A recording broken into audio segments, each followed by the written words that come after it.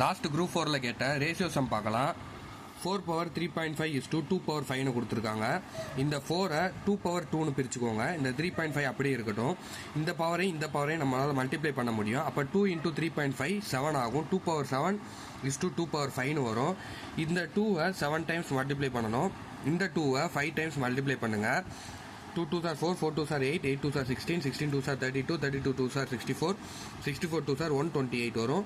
அதே மாதிரி 2 2s are 4, 4 2s are 8, 8 2s are 16, 16 2s are 32 வரும். இதை நம்ம டிவிஷனில் எடுத்துக்கலாம்.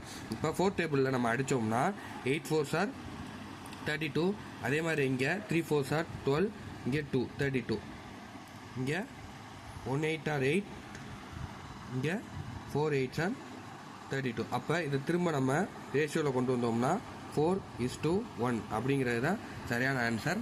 ஆப்ஷன் பி தான் சரியான ஆன்சர்.